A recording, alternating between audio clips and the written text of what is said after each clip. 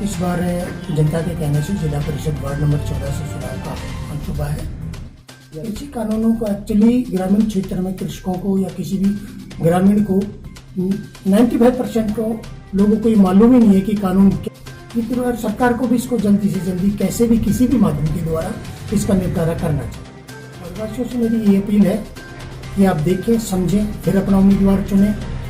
मैं आपको पूर्ण विश्वास दिलाता हूँ कि मैं अपना बेस्ट दूंगा, प्रयास करूंगा पूरा। आज हम आपको मिलाते हैं जिला परिषद के वार्ड नंबर 14 से भावी उम्मीदवार देवेंद्र चौहान से और उनसे पूछते हैं कि किन एजेंडों को लेकर वो चुनाव मैदान में उतरेंगे और जनता ने अगर उनको अपना प्यार दिया तो वो किन किन एजेंडों पर और किस तरह से क्या खरा उतरेंगे। जानते हैं देवेंद्र चौहान से, उन्हीं की जुबान से। आपका परिचय दीजिए। देवेंद्र सिंह, एक्स सरपंच, ग्राम पंचायत बदराना। सरपंच साहब, हरियाणा सरकार पंचायतों के चुनाव करवाने जा रही है, जिला परिषद के चुनाव भी होंगे, ब्लॉक समिति के भी चुनाव होंगे।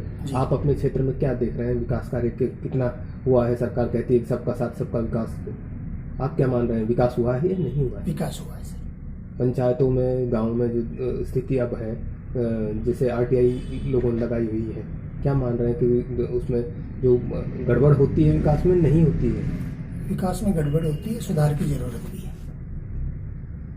किन मुद्दों को लेकर आप चुनाव लड़ेंगे, किस वार्ड से चुनाव लड़ेंगे? इस बार जनता के कहने से जिला परिषद वार्ड नंबर 14 से चुनाव का आ चुका है। क्या मुद्दे रहेंगे आपके चुनाव? मुद्दे एक तो भाईचारा कायम करना।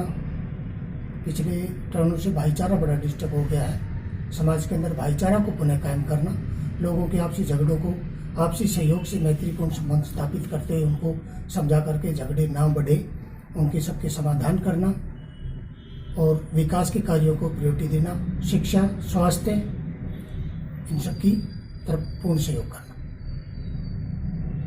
ग्रामीण क्षेत्रों की यदि बात की जाए तो अब सड़कों की जो ग्रामीण संपर्क सड़कें हैं वो उनकी दशा खराब है। सरकार की ओर से उनकी मरम्मत के लिए लोग ये कह रहे हैं कि उनकी मरम्मत सही से नहीं होती। आप क्या सोचते हैं इस बारे में? मरम्मत हो भी रही है, कहीं कहीं नहीं भी हो रही है। उसको देखा जाए, जो PWD की सड़कें वो जनरली ठीक है, लेकिन जो पूर्व में सड़कें बनी थी मार्केट कमेटी के द्वारा, उनकी तरफ ध्यान कम दिया जा रहा है। सरपंच साहब, इस बार जो इलेक्शन होने जा रहे हैं तो उसमें चर्चाएं हैं कि सिंबल पे इलेक्शन होंगे या विदाउट सिंबल। अगर सिंबल पे इलेक्शन हुए तो व्यक्ति को वोट मिलेगी या उस सिंबल को वोट मिलेगी? सिंबल पे वोट तो मैन तो व्यक्ति को ही मिलती हैं, थोड़ा बहुत प्रभाव आ सकता है। पर जनरली गांव के लोगों की जो चर्चाएं चलती हैं चुनाव को लेकर के, उनमें चल रहे हैं कि जो सिंबल वगैरह के लिए प्रेशराइज हो जाता है, काफ़ी कुछ होता है, उपयुक्त उम्मीदवार का चुनाव नहीं हो पाता। सिंबल की वजह से कहीं ऐसा नहीं माना जाएगा कि भाईचारे में भी कहीं दरार पड़ने की संभावना? बिल्कुल पड़ती है सर। हरियाणा कृषि प्रधान प्रदेश है और यहाँ किसान आंदोलन भी चला हुआ है, तो पंचायत के जो चुनाव है उस पर क्या किसान आंदोलन का प्रभाव पड़ेगा? बिल्कुल पड़ेगा, लाजमी है सर। भाजपा ने जैसे 3 ये कानून, कृषि कानून लागू किए हैं, तो आप क्या मानते हैं, जो कृषि कानून है वो सही है या? कृषि कानूनों को एक्चुअली ग्रामीण क्षेत्र में कृषकों को या किसी भी ग्रामीण को 95% को लोगों को ये मालूम ही नहीं है कि कानून क्या है और किस पे का झगड़ा है। तो क्या ये कानून लागू करने से पहले लोगों, किसानों को उसके बारे में विस्तार से बताना चाहिए था? अब भंवर में है, कोई कह रहे कि सही है, कोई कहते कि नहीं गलत है। इस पे ही वाद विवाद चलता रहता है, चर्चाओं में, चौपालों में, बैठकों में, कहीं भी यही चल रहा है चर्चा।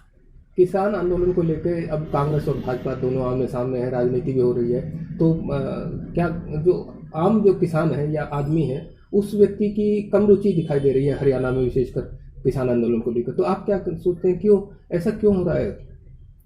बिल्कुल, इसमें कम रुचि भी है और कुछ जो किसान जा रहे हैं उनको फाइनेंशियली कहाँ से ऐड मिल रही है, कैसे क्या हो रहा है, किसान को एक्चुअली वास्तव में पता नहीं है वो क्यों बैठा है रोड पे ले जाके। ज़्यादातर बैठाया जा रहा है, बहुत कम लोग हैं जो इसके बारे में जानते हैं। तो ये मान लिया जाए कि इसमें राजनीतिक दखल जो ज़्यादा है? बिल्कुल है जी, राजनीतिक दखल है, पूर्णतः दखल है। एक और मुद्दा हमने देखा है कि जैसे गंगाचा टोल है उस पर अब टोल फ्री कर दिया गया, दूसरे राज्यों में भी ऐसी स्थिति आई है, तो क्या ये सरकार के खिलाफ विद्रोह नहीं है? विद्रोह, सरकार को भी इसको जल्दी से जल्दी कैसे भी किसी भी माध्यम के द्वारा इसका निपटारा करना चाहिए। इससे जनता, आम आदमी बड़ा परेशान है। आप अपने वार्ड वासियों को जो इलेक्शन लड़ रहे हैं उनको क्या अपील करना चाहेंगे, किस तरह का कैंडिडेट्स हो, क्या तो अपने वार्ड वासियों से कोई आप खास अपील करना चाहें? वार्डवासियों से मेरी ये अपील है कि आप देखें, समझें, फिर अपना उम्मीदवार चुनें। मैं आपको पूर्ण विश्वास दिलाता हूं कि मैं अपना बेस्ट दूंगा, प्रयास करूंगा पूरा, भाईचारा कायम रहे, विकास की बयार बढ़े और हर तरह की समस्याओं का हम अपने आपस में समाधान कर लें और आगे से जो हमारे ड्यूज हैं उनको हम लेकर आने में सक्षम पूरा प्रयास रहे, पूरा काम करें।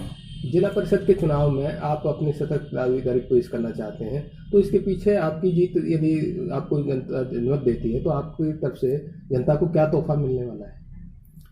जनता को तोहफा है कि मेरा सर्वस्व, मैं अपने वार्ड, मेरा स्वाभिमान रहेगा। मैं वार्ड के लिए पूर्णतः अपनी तन मन धन और सबसे बड़ा मेरी आत्मा से कार्य करूंगा, दिन रात अथक प्रयास करके। आप राजनीति से भी जुड़े हुए हैं, तो किसी राजनीतिक दल से भी आपकी आस्था है? नहीं, मैं राजनीति से जुड़ा हुआ नहीं, मैं एक्स सर्विसमैन हूँ, फौजी आदमी हूँ, आर्मी से रिटायर्ड हूँ।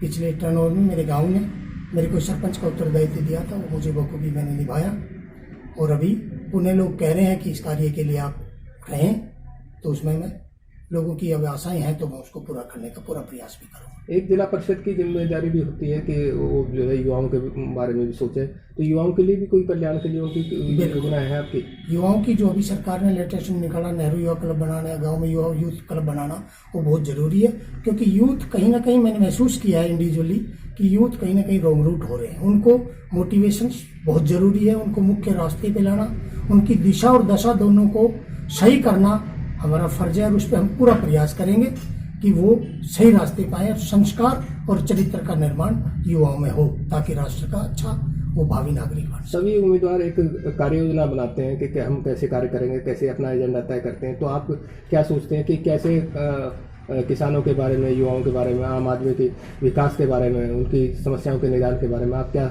रणनीति लेके चलेंगे, क्या कार्य योजना आपकी? रणनीति, ये जिम्मेदारी मिलने के उपरांत भी, पहले भी मैं हमेशा अपने बुद्धिजीवी बुजुर्ग जो भी क्षेत्र के हैं उन बुद्धिजीवियों को बैठा करके विचार विमर्श करके मंथन चिंतन करने के उपरांत फिर निर्णय लेंगे। हर मसले पर सोच विचार करके इंडिविजुअली मैं कभी कोई मसला या कोई निर्णय लेने में नहीं ले पाऊंगा। महिलाओं की राजनीति में भागीदारी की बात सरकार भी करती है, राजनीतिक दल भी करते हैं। आप क्या सोचते हैं, राजनीति में महिलाओं का भागीदारी होनी चाहिए या नहीं होनी चाहिए? होनी चाहिए, लेकिन उनको ट्रेनिंग की भी ज़रूरत है, बहुत ज़रूरत है।